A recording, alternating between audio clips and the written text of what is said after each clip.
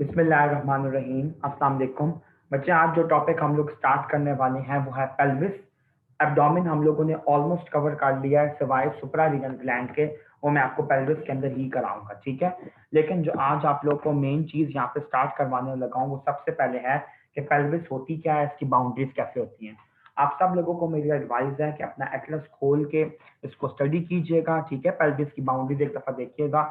मैं आप लोगों को यहाँ पे जो जितने भी हाई यील्ड पॉइंट्स हैं जो कि आपको एग्जाम के लिए काम आते हैं और एनाटॉमी के हिसाब से भी, वो सब मैं आपको यहाँ पे बताने लगा हूँ। सबसे पहले बच्चे ये देखें कि मेल और फीमेल पेल्विस के अंदर कौन कौन से डिफरेंसेस जो होते हैं वो एग्जिस्ट करते हैं, ठीक है। एक सेकेंड जी। तो बच्चे सबसे पहली चीज आपकी आती है फॉल्स पेल्विस, ठीक है। मैं भी आप लोगों को सब समझाता हूँ कि फॉल्स पेल्विस क्या होता है, ट्रू। एक दफा डिफरेंसेस नोट कर लीजिए। उसके बाद फॉल्स पेल्विस जो होती है वो मेल्स के अंदर डीप होती है और नैरो होती है, और फीमेल्स के अंदर शैलो होती है, ठीक है। नेक्स्ट डिफरेंस आता है बच्चे पेल्विक इनलेट का, कि पेल्विक इनलेट की जो शेप होती है वो कैसी होती है। मेल्स के अंदर usually it is heart shape और फीमेल्स के अंदर बच्चे यूजुअली ये ओवल होती है। उसके बाद बच्चे आप देखें कि पेल्विक आउटलेट जो होता है वो कैसा अपेयर होता है, तो वो मेल्स के अंदर कंपैरेटिवली स्मॉलर होता है, ठीक है, और फीमेल्स के अंदर कंपैरेटिवली लार्जर होता है। उसके बाद नेक्स्ट आप लोग देखें कि जो सब प्यूबिक एंगल होता है वो कितना होता है। दैट इज बच्चे मेल्स के बीच में जो सब प्यूबिक एंगल होता है दो हिप बोन्स के बीच में, दो प्यूबिक बोन्स के बीच में, that is usually narrow 70 degree का होता है, ठीक है। इसको हम लोग कहते हैं एक्यूट। और जो फीमेल्स के अंदर होता है ये तकरीबन राइट एंगल पे होता है या ऑब्ट्यूज एंगल होता है। ऑब्ट्यूज एंगल हम लोग कहते हैं जो 90 से कम हो, 90 से ज्यादा हो सॉरी, ठीक है, लेकिन 180 से कम हो, 90 और 180 के बीच में हो। तो जो फीमेल्स के अंदर एंगल होता है वो यूजुअली 90 से लेके 100 डिग्री तक होता है, इसलिए उनकी पेल्विस जो होती है वो ब्रॉड अपेयर होती है। उसके बाद बच्चे नेक्स्ट डिफरेंस यहाँ पे देखें मेल और फीमेल पेल्विस के बीच में, तो दैट इज ऑफ इशियल ट्यूबरोसिटीज। ये बहुत इंपॉर्टेंट डिफरेंस है, इशियल ट्यूबरोसिटीज। तो इशियल ट्यूबरोसिटी जो होती है बच्चे ये मेल्स के अंदर यूजुअली इंटर्न्ड होती है, अंदर की तरफ मुड़ी हुई, और फीमेल्स के अंदर इवर्टेड होती है, बाहर की तरफ निकली हुई, ठीक हो गया। उसके बाद आखिरी डिफरेंस पे हम लोग आते हैं, तो दैट इज अबाउट सैक्रम। जो सैक्रम होती है बच्चे उसकी जो पेल्विक सरफेस होती है, मैं यहाँ पे लिख रहा हूँ पेल्विक सरफेस पीएफ, ये स्मूथ होती है। और फीमेल्स के अंदर जो पेल्विक सरफेस होती है बच्चे ये एब्रप्टली एंड होती है। मैं दोबारा बोल रहा हूँ, रफ होती है थोड़ी और एब्रप्टली एंड होती है, ठीक है, ये आपने याद रखना है। अब मैं आप लोग को बच्चे ये बताता हूँ कि जो पेल्विस है बेसिकली हम लोग इसकी यहाँ पे क्या बात कर रहे हैं। मैं आप लोग को एक डायग्राम दिखाता हूँ, काइंडली वेट कीजिए। ये देखिए, ये मैंने आप लोगों के लिए फिगर एक निकाली है ये शो करने के लिए कि जो पेल्विस होती है वो कैसे अपेयर होती है। सबसे पहले बच्चे ये देखें कि आपका जो ट्रू पेल्विस है ना, ये ट्रू एक पेल्विस होती है, एक होती है फॉल्स पेल्विस। ये आपका आईली क्रस्ट से जितना भी बाउंडेड एरिया ये ऊपर वाला, ये फॉल्स पेल्विस होता है, ठीक है। और यहाँ पे जो नीचे वाला पोर्शन है आपका, नीचे जहाँ पे आपका ये प्रॉपर आपको एक फोरामेन नजर आ रहा है, एक होल नजर आ रहा है, इसके अंदर जितने भी स्ट्रक्चर्स पड़े होते हैं, तो ये एक्चुअली ट्रू पेल्विस है। तो मेल्स के अंदर बच्चे जो फॉल्स पेल्विस होती है यूजुअली ये ऊपर वाली, वो आप कह लें कि नैरो होती है और डीप होती है। फीमेल्स के अंदर जरा शैलो होती है। उसके बाद बच्चे ये देखें, डायग्राम आप लोग के लिए जूम कर रहा हूँ, ये प्यूबिक बोन्स के बीच में यहाँ पे जो एंगल बनता है उसको हम लोग कहते हैं प्यूबिक एंगल, ठीक है। उसके बाद आप ये देखें, ये आपकी है सैक्रम बोन।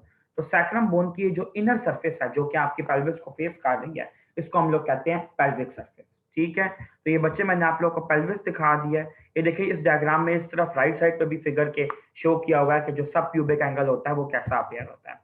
उसके बाद बच्चे हम लोग आते हैं कि पेल्विस की डिफरेंट टाइप्स क्या क्या होती हैं, ठीक है। ये केएलएम के अंदर बहुत अच्छे से दिया हुआ है, बीडी के अंदर अच्छा नहीं दिया हुआ। तो पेल्विस की बच्चे चार टाइप्स एग्जिस्ट करती हैं। एक होती है गायनाकॉइड पेल्विस, ठीक है, जो कि टिपिकल फीमेल पेल्विस होती है। दूसरी होती है एंड्रॉयड पेल्विस, जैसे आपका एंड्रॉयड फोन होता है, एंड्रॉयड पेल्विस टिपिकली मेल्स की होती है। तीसरी होती है बच्चे प्लेटिप्लॉयड पेल्विस। प्लेटिप्लॉयड पेल्विस की डायग्राम जो है वो आप लोगों ने देखनी है लाजमी। इन चारों पेल्विसेस की आप लोगों को पेल्विस की डायग्राम आप लोगों ने देखनी है गूगल इमेजेस में जाके। ये आपकी ऑस्पी का क्वेश्चन है, आपको आ जाता होता है पेल्विस की डायग्राम पढ़ी हो, ठीक है, और पूछा जाता है कौन कौन सी पेल्विस है आइडेंटिफाई करें। और आखिरी जो टाइप है दैट इज बच्चे एक्चुअली एंथ्रोपॉइड टाइप की पेल्विस, जो कि एनिमल्स यानी कि एप्स के अंदर ज्यादा कॉमन होती है। अब आप लोग देखें कि इनके इंपॉर्टेंट फीचर्स क्या क्या हैं। सबसे पहली बात की, जब भी आपसे कोई पूछेगा which one of the following is the most common variety, तो आपने कहना गायनाकॉइड और एंड्रॉइड जो होती है वो सिर्फ 32% होती है। परसेंटेजेस नहीं भी याद होती, खैर है, यही पता होना चाहिए कि मोस्ट कॉमन कौन सी है। उसके बाद यहाँ पे मैं एक और चीज क्लियर कर दूं कि जो फीमेल पेल्विस होती है इसके अंदर जो ट्रांसवर्स डायमीटर होता है ये वाला, ये एंट्रोपोस्टीरियर डायमीटर से ज्यादा होता है। तो आपने लिखना है transverse diameter is greater than anteroposterior diameter. उसके बाद बच्चे अगर मेल पेल्विस की बात की जाए तो ये यूजुअली हार्ट शेप्ड अपेयर होती है। तो इसके अंदर बच्चे जो एपी डायमीटर होता है वो ज्यादा होता है कंपेयर टू ट्रांसवर्स डायमीटर। तो आप लोग क्या लिखेंगे, एंट्रोपोस्टीरियर डायमीटर ज्यादा होता है ट्रांसवर्स से। उसके बाद बच्चे अगर हम लोग आए प्लेटिप्लॉइड पेल्विस पे, तो ये बिल्कुल फ्लैट अपेयर होती है, ओवल अपेयर नहीं होती। जो फीमेल पेल्विस मैंने ऊपर ड्रॉ किया ये ऑलमोस्ट इस तरह करके ओवल होती है ना, लेकिन जो आपकी प्लेटिप्लॉइड पेल्विस होती है ये बिल्कुल ऐसे ट्रांसवर्स करके ऐसे अपेयर होती है। तो ये तो ओवल ना हुआ, ये तो लग रहा है जैसे बिल्कुल कम्प्लेक्स किस्म का सर्कल है।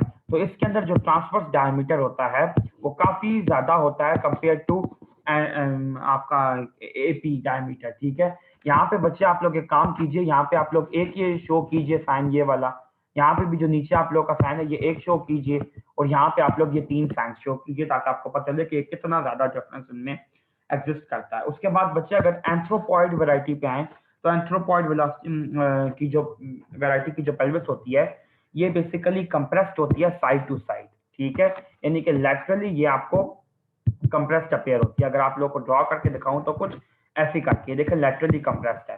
तो इसके अंदर आप लोगों ने कहना है कि जो एंट्रोपोस्टीरियर डायमीटर होता है ये काफी ज्यादा होता है कंपेयर टू ट्रांसवर्स डायमीटर। ये बच्चे मैंने आप लोगों को जितनी भी पेल्विस थी उन जो पेल्विस का वर्ड है ये सिंगुलर है, अगर इसके अंदर मैं VES लगा दूं तो ये प्लूरल बन जाता है। तो जितनी भी मैंने आपको पेल्विस की टाइप थी वो मैंने बता दिया। अब आप लोगों को जो पेल्विस का चैप्टर है जिसके अंदर बोनी बाउंड्रीज बताई हुई है वो क्लियर होना चाहिए। ठीक हो गया। उसके बाद बच्चे हम लोग आते हैं सबसे इंपॉर्टेंट टॉपिक पे, जो कि हमारा पहला पहला यहाँ पे बनता है कि यूरिनरी ब्लैडर की एनाटॉमी क्या है। ठीक है, सबसे पहले बच्चे यूरिनरी ब्लैडर को समझने के लिए ये इमेजिन कीजिए कि ये यूरिनरी ब्लैडर है जिसको हम लोग कहते हैं कि it is actually half boat shape. ठीक है, नीचे की तरफ ये यहाँ पे इसकी ओपनिंग है।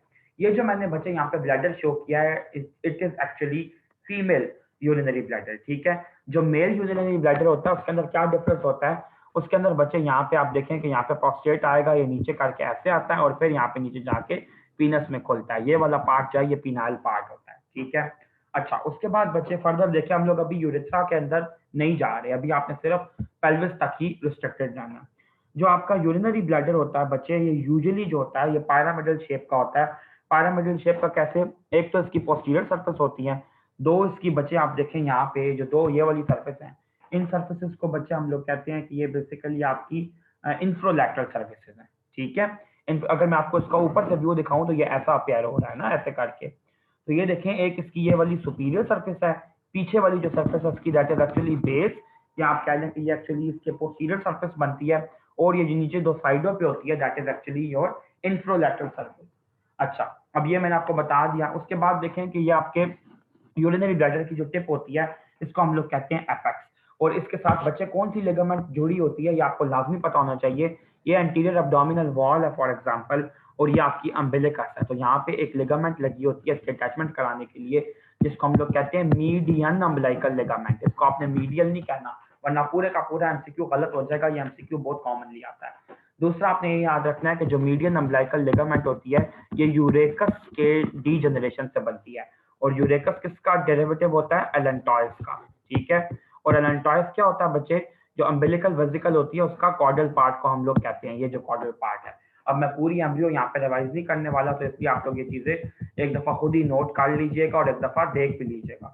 उसके बाद बच्चे नेक्स्ट चीज जो यहाँ पे आती है दैट इज एक्चुअली बेस। मैं आप लोग को बता दिया कि पोस्टीरियर सरफेस को कहते हैं हम लोग। ठीक है, फीमेल्स के अंदर जो बेस होती है वो एक्चुअली रिलेटेड होती है विद सर्विक्स एंड यूट्रस। ठीक है, यहाँ पे इस लेवल पे सर्विक्स आ रही होती है और यहाँ पे ऐसे यूट्रस का भी फॉल होता है। उसके बाद बच्चे अगर मेल के अंदर डिस्कस करें तो मेल के अंदर जो अपर पार्ट होता है यूरिनरी ब्लैडर का और लोअर पार्ट, इसके दो डिफरेंट रिलेशन है। अपर पार्ट सेपरेट हुआ होता है रेक्टम से बाय द रेक्टोवेसाइकल पाउच। ठीक है, और इसके अंदर इस इंटेस्टाइन की कॉइल्स होती हैं, और जो लोअर पार्ट होता है ये सेपरेट हुआ होता है रेक्टम से बाय द सेमिनल वेसिकल। अब आपको ये मैं क्लियर करता चलूं, सबसे पहले आप लोग ये देख लीजिए कि यहाँ पे रेक्टम हम कैसे शो करते हैं। यहाँ पे रेक्टम बच्चे हम लोग ऐसे करके शो करते हैं, ये आपकी रेक्टम है। ठीक है, अब इसके दो पार्ट्स हो गए। ऊपर की तरफ यहाँ पे आपका जो फेशिया है, रेक्टो वेजाइकल फेशिया, वो सेपरेट कर रहा है इसको। यहाँ पे नीचे लोअर पार्ट में कौन सेपरेट कर रहा है, ये भी आपको क्लियर होना चाहिए। यहाँ पे प्रेजेंट होता है आपका प्रोस्टेट ग्लैंड, ठीक है। तो प्रोस्टेट के अलोंग यहाँ पे आपके दो ग्लैंड छोटे छोटे साइडों से खोल होते हैं, राइट और लेफ्ट साइड पे, इनको हम कहते हैं सेमिनल वेसिकल्स। तो ये भी आपके यूरिनरी ब्लैडर को रेक्टम से सेपरेट करते हैं। उसके बाद बच्चे आपको ये पता होना चाहिए एक बहुत क्लियर बात, कि जो आपके यूरिटर्स होते हैं वो बेसिकली पोस्टीरियरली ओपन होते हैं ना, मतलब आपके यूरिनरी ब्लैडर के एंगल्स के ऊपर ओपन होते हैं यूरिटर्स, ठीक है। दूसरी चीज आपको ये पता होना चाहिए कि आपका जो एक ट्रायंगुलर एरिया आपको मिलता है रेक्टोवेजाइकल फेशिया ऑफ डेनॉन विलियर्स, जिसको हम कहते हैं, वो क्या होता है। अगर मैं बच्चे आपको यहाँ पे पोस्टीरियर सरफेस दिखाऊं, ये वाली जो बेस है, ये मैं आपको यहाँ पे ऐसे करके दिखा रहा हूँ, ये देखिएगा ऐसे करके, ठीक है। तो इस बेस के ऊपर बच्चे क्या होता है कि यहाँ पे आपका डक्टस डेफरेंस जो होता है वो भी एंटर कर रहा होता है। तो डक्टस डेफरेंस के एंटर करते हुए, एक सेकेंड जी, डक्टस डेफरेंस जब बच्चे यहाँ पे एंटर करता है तो इसके बीच में एक ट्रायंगुलर एरिया बचता है, ठीक है। यहाँ पे आपका फेशिया की अटैचमेंट होती है रेक्टोवेजाइकल फेशिया की, और उसको हम कहते हैं डेनॉन विलियर्स फेशिया, ठीक हो गया। उसके बाद नेक्स्ट आपको ये पता होना चाहिए कि जो सुपीरियर सरफेस होती है यूरिनरी ब्लैडर की, ये फीमेल्स के अंदर फुली कवर्ड नहीं होती पेरिटोनियम से, ठीक है। लेकिन मेल्स में हमेशा इसके ऊपर जो पेरिटोनियम होती है वो फुल ऐसे उसको कवर करती है। मैं दोबारा रिपीट कर रहा हूँ, आप लोग लेक्चर रिकॉर्डिंग में दोबारा सुन भी सकते हैं अगर ये पॉइंट मिस किया है।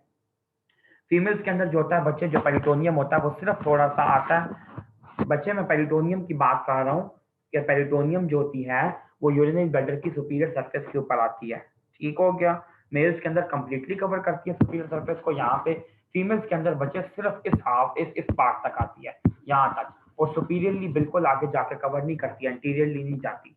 जो फेशिया मैंने आपको बताया यहाँ पे ट्रायंगुलर सरफेस के ऊपर जो होता है उसको हम लोग कहते हैं डेनॉन विलियर्स फेशिया, ठीक है।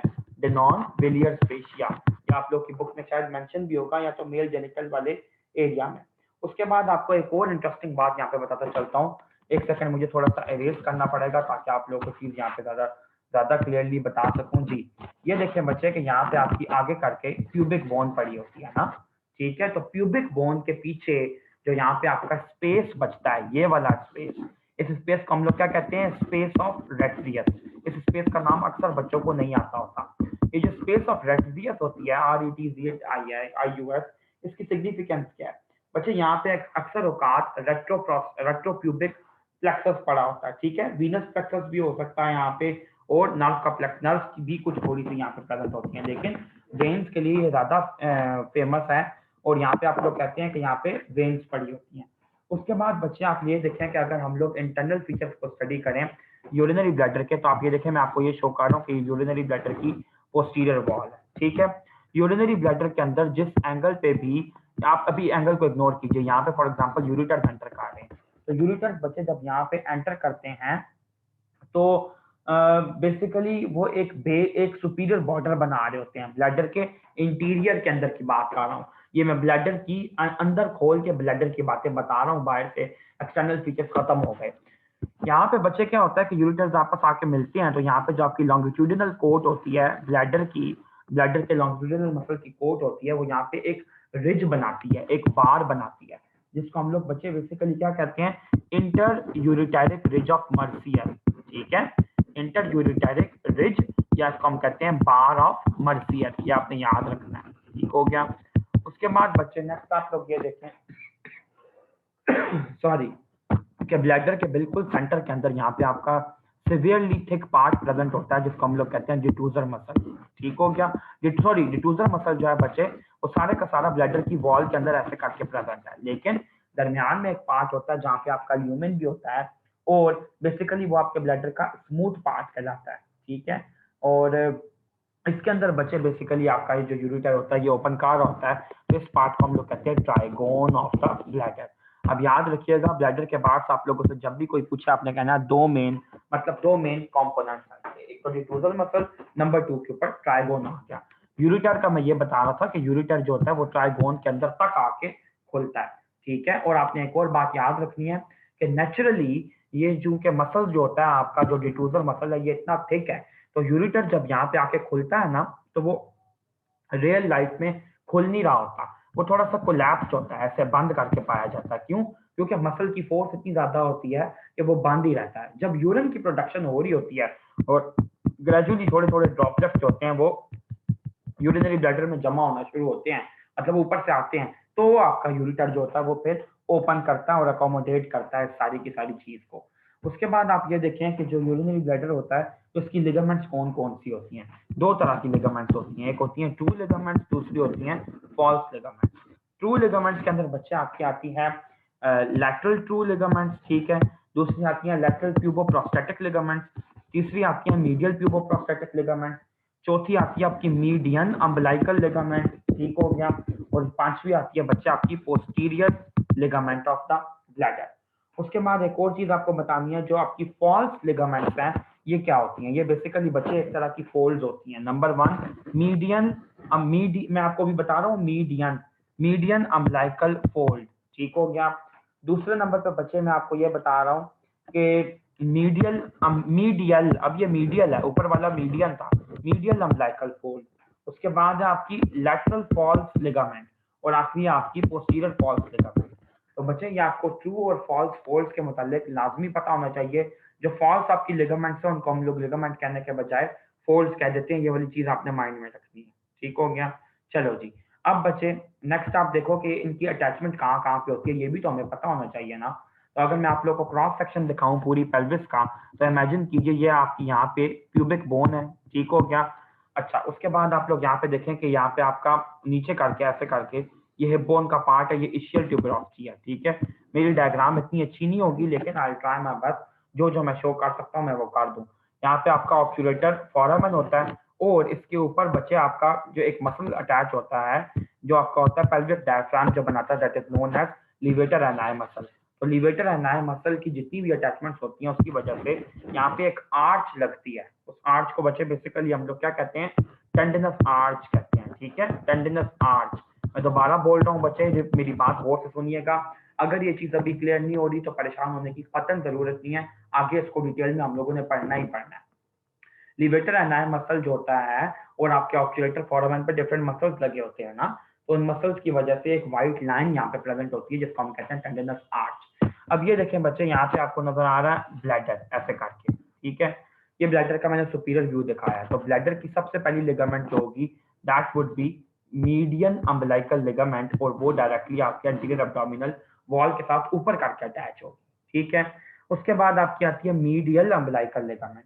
तो जो मीडियल अम्बलाइकल लिगामेंट होती है वो प्यूबिक बोन के मीडियल पार्ट के साथ और यूरिनरी ब्लैडर के साथ अटैच होती है। फिर आपकी होती है, सॉरी इसको मैं, सॉरी ये मीडियल अम्बलाइकल नहीं है, तो सॉरी इसको ठीक कर लीजिए, ये है मीडियल प्यूबोप्रोस्टैटिक, ठीक है। प्रोस्टेट ग्लैंड जो आपका यूरिनरी ब्लैडर के नीचे लगा होता है, अगर मैं आपको ये सेक्शन दिखाऊं, ये प्रोस्टेट ग्लैंड है ना, तो यहाँ से आपका लगता है सीधा जाके सामने प्यूबिक बोन के ऊपर। दूसरी जो आपकी लिगामेंट्स आती हैं वो आती हैं लैटरल प्यूबोप्रोस्टैटिक लिगामेंट, जो कि lateral part of pubic symphysis लगती हैं फ्रॉम द प्रोस्टेट ग्लैंड। उसके बाद आपको पता होना चाहिए कि आपकी होती है पोस्टीरियर लैटरल लिगामेंट्स। जो लैटरल लिगामेंट्स होती हैं वो फेमस इस वजह से हैं कि वो एक बहुत इंपॉर्टेंट सपोर्ट होती हैं यूरिनरी ब्लैडर की, जो कि यूरिनरी ब्लैडर की जो नेक होती है वहां से लेके जाकर टेंडिनस आर्च की तरफ उनकी अटैचमेंट होती है, ठीक है। कुछ बुक्स में टेंडिनस आर्च लिखा हुआ है, कुछ बुक्स में लिखा हुआ है पेल्विक फेशिया। इस चीज से परेशान नहीं होना, या लैटरल पेल्विक वॉल लिखा हुआ है, उसका यही मतलब है। उसके बाद है बच्चे आपकी पोस्टीरियर लिगामेंट्स। जो पोस्टीरियर लिगामेंट्स होती हैं उनकी बेसिकली थोड़ी सैक्रल अटैचमेंट होती है ऐसे करके, और आपने एक चीज हमेशा याद रखनी है कि पोस्टीरियर लिगामेंट के अंदर आपका एक फ्लेक्सस प्रेजेंट होता है यहाँ पे, वीनस फ्लेक्सस, उसको हम लोग क्या कहते हैं बच्चे, वेसाइकल वीनस फ्लेक्सस, ठीक है, vesicle Venus plexus, urinary bladder का वीनस फ्लेक्सस होता है। अच्छा जी, अब हम लोगों ने ये भी डिटेल में कर ली। अब हम आते हैं बच्चे दूसरी एक और बहुत इंपॉर्टेंट बात पे कि यूरिनरी ब्लैडर की जो नर्व सप्लाई होती है वो इंपॉर्टेंट है, इसलिए मैं यहाँ पे वो डिस्कस कर रहा हूँ। वो नर्व सप्लाई कैसी होती है, एक होती है पैरासिम्पैथेटिक नर्व सप्लाई, दूसरी होती है सिम्पैथेटिक। पहले भी मैं बता चुका हूँ कि फॉर गट और मिड गट से जो स्ट्रक्चर्स डेवलप कर रहे होते हैं उनको वेगस नर्व सप्लाई करती है पैरासिम्पैथेटिक में, और हाइंड गट वालों को पेल्विक स्प्लैंक्टिक नर्व। तो चूंकि ये गट का पार्ट तो नहीं है लेकिन ये डेवलप उसी रीजन के अंदर होता है। तो आप ये देखें कि जो आपकी पैरासिम्पैथेटिक सप्लाई होती है ब्लैडर को, वो बेसिकली आती है नर्वाई अर्जेंटीज से। नर्वाई अर्जेंटीज जो होती हैं बच्चे, they are actually pelvic splanchnic nerve, जिनको हम लोग कहते हैं F2, F3 और F4 नर्व, ये आपकी मिला के बनती हैं। और बच्चे इनकी सबसे इंपॉर्टेंट बात क्या होती है ये आपके डिफ्यूजल मसल को कॉन्ट्रैक्ट करवाते हैं। तो डिफ्यूजल मसल जब कॉन्ट्रैक्ट करेगा तो यूरिनेशन होगी। तो डिफ्यूजर के लिए ये मोटर है, ठीक है। और जो आपके स्फिंक्टर होते हैं उनको ये बेसिकली इनहिबिट करती हैं। स्फिंक्टर का काम क्या होता है? कंस्ट्रिक्ट करके बंद रहना। जब स्फिंक्टर इनहिबिट होगा तो इसका मतलब है स्फिंक्टर खुला हुआ है, तो यूरिन का पैसेज होगा, ठीक है।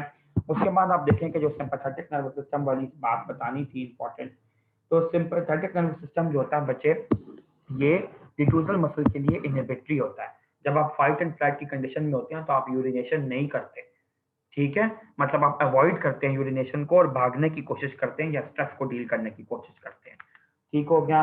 और उसके बाद अब बच्चे, और मैंने आप लोगों को ऑलरेडी पहले ये बताया हुआ है कि स्ट्रेस की सिचुएशन में यूरिनेशन क्यों हो जाती है।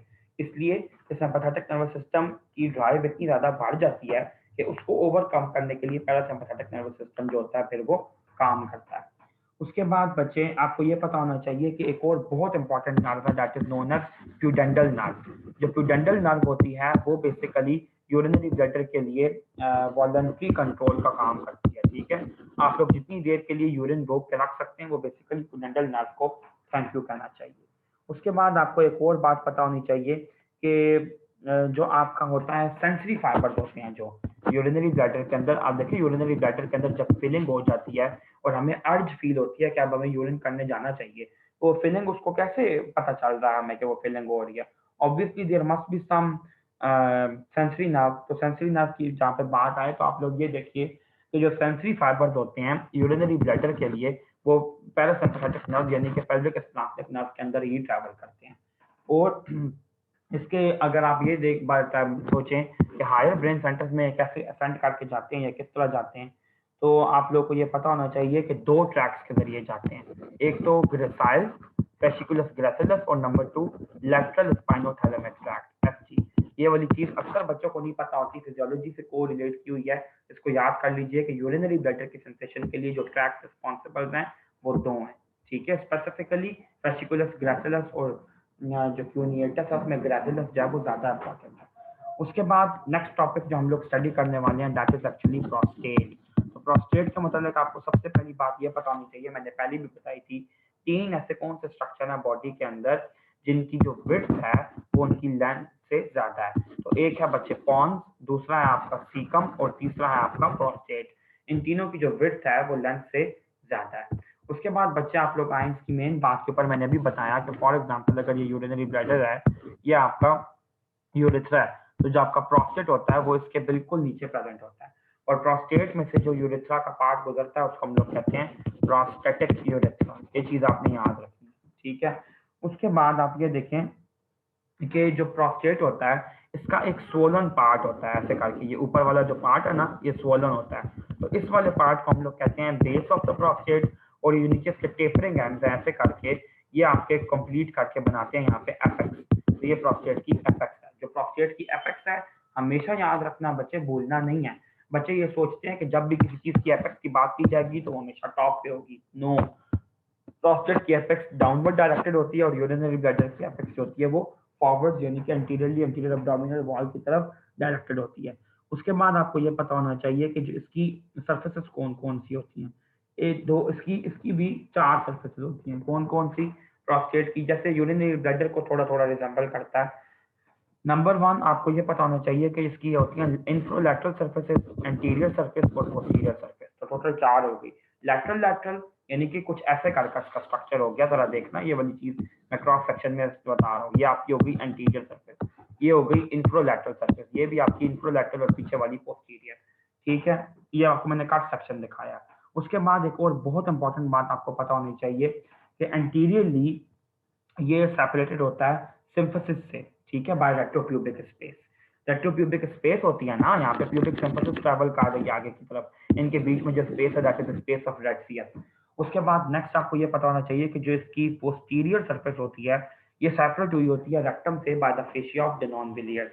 मैंने आप लोगों को पहले भी बताया है कि जो फेशिया ऑफ द नॉन-विलियर्स होता है it is actually a triangular part, triangular fascia present on the posterior surface of bladder as well as prostate which keeps them separate from the rectum, ठीक हो गया।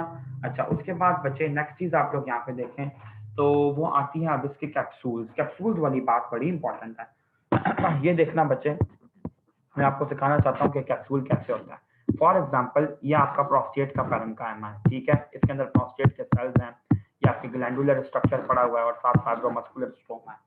अब इसके इर्द गिर्द कैप्सूल कौन से होते हैं? जो पहला कैप्सूल होता है बच्चे, वो होता है ट्रू कैप्सूल। और ट्रू कैप्सूल जो होता है बच्चे, वो टाइटली एडहेरेंट होता है प्रोस्टेट के इर्द गिर्द, ठीक है, ये ट्रू कैप्सूल है। और याद रखिएगा कि जब भी कोई ट्रू कैप्सूल होता है तो वो कनेक्टिव टिश्यू से बना होता है, ठीक है। नेक्स्ट आपने ये याद रखना है कि true capsule so sorry, true capsule के बाद एक और आपका कैप्सूल लाया करता है जिसको हम लोग कहते हैं फॉल्स कैप्सूल, ठीक है। ये जो मैं बना रहा हूँ this is actually false capsule. अच्छा, और ये वाला आपका ट्रू कैप्सूल था। तो ट्रू और फॉल्स कैप्सूल के बीच में यहाँ पे बच्चे आपकी वेन्स प्रेजेंट होती हैं, और इन वेन्स को हम लोग क्या कहते हैं? पेरीप्रोस्टेटिक वेन्स, ठीक है।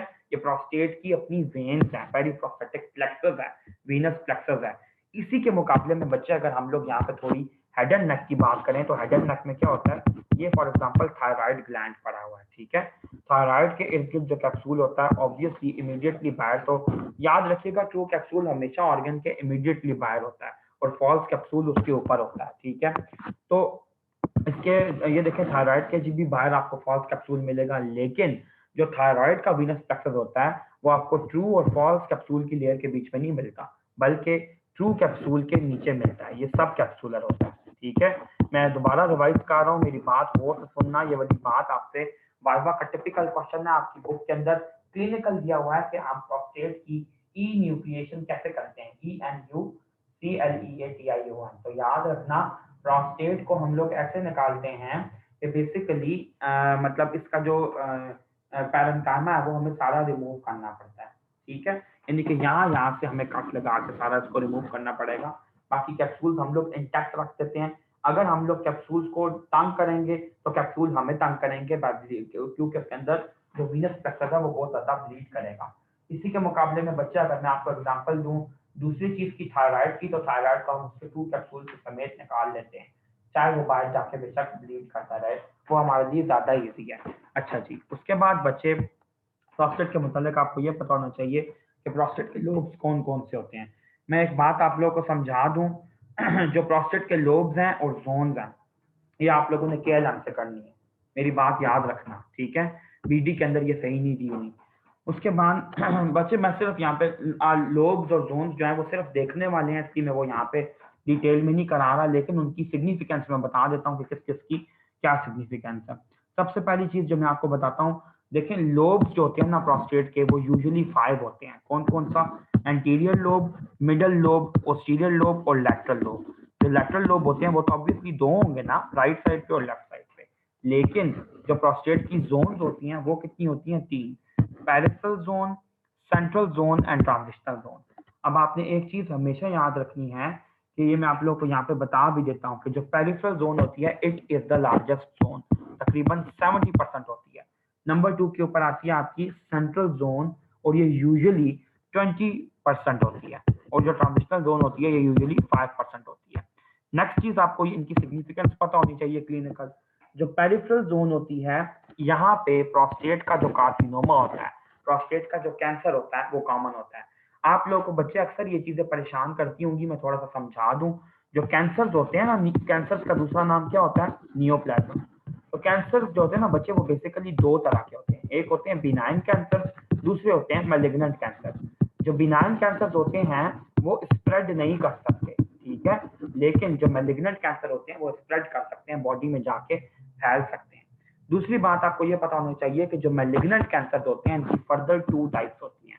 कौन कौन से? एक होते हैं कार्सिनोमास, ठीक हो गया, दूसरा होते हैं सार्कोमास। अब इनमें फर्क क्या होता है ये आपको कम से कम इतना जरूर पता होना चाहिए। थर्ड ईयर में भी ये चीज आपने पढ़नी है, डिटेल में थर्ड ईयर में तो पढ़नी है, लेकिन अभी इतना जरूर पता कर लीजिए। जो कार्सिनोमा होता है ना बच्चे, वो लिम्फेटिक स्प्रेड के थ्रू फैलता है, लिम्फ के थ्रू, लिम्फेटिक वेसल्स के थ्रू फैलता है। और जो सार्कोमास होते हैं बच्चे, वो ब्लड के थ्रू फैलते हैं।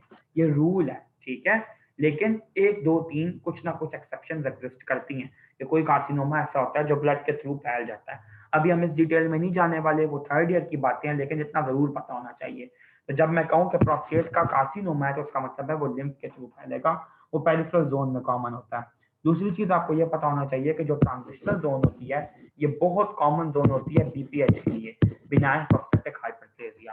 70 60 80 साल के लोगों को बहुत ज्यादा जो होता है प्रोस्टेट उनका स्वेल कर जाता है, ठीक है, ये इसकी इंपॉर्टेंस है। उसके बाद बच्चे आप लोगों को दूसरी बात ये पता होनी चाहिए कि जो आपकी लेटरल जो लोब्स होते हैं, ये मैं रिपीट कर रहा हूँ, अब मैं जोन की बात नहीं कर रहा, अब मैं लोब्स की बात कर रहा हूँ। जो आपके लेटरल लोब्स होते हैं यहाँ पे अक्सर प्रोस्टेट का एडिनोमा डेवलप कर सकता है। एडिनोमा जो होता है वो प्रोस्टेट के बिनाइन कैंसर को कहते हैं जो कि फैलने की एबिलिटी नहीं रखता। ठीक हो गया। अच्छा जी बच्चे, आपका आज का जो टॉपिक था वो यही